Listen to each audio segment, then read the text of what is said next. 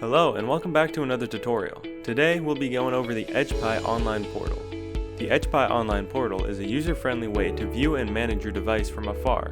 The portal features real-time data collection that automatically stores in the cloud along with control over your device's features.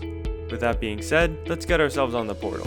To register your device, go to portal.edgepi.com, link in the description. Scroll down to the bottom where it says to log in. Next, you will either log in or create a new account. I will be logging in with my existing account, but the account creation process is pretty straightforward.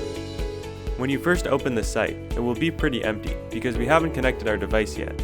To connect it, click Add Device and choose to either scan your QR code or enter a 5-digit registration code, both which can be found on the back of your device. I will be entering the registration code. Once the device connects, you will attach a payment plan. The portal will now reveal all of its features, and if you power on your EdgePi, you can see its capabilities. At the top of the page, there are some basic device analytics. These are very useful to monitor when you're working with your device.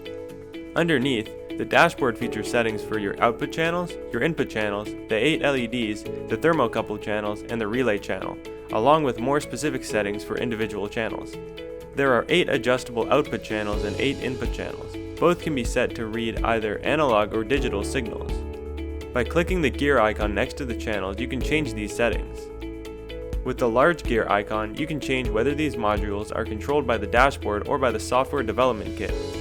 The module settings for analog input feature settings for RTD and differentials.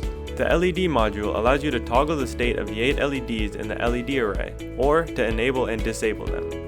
The thermocouple module will read when a thermocouple is connected. You can change the unit of measurement depending on your needs. The relay module allows you to open or close the relay channel on the device. Each module's data is collected and graphed using Grafana, which can be accessed by clicking this icon.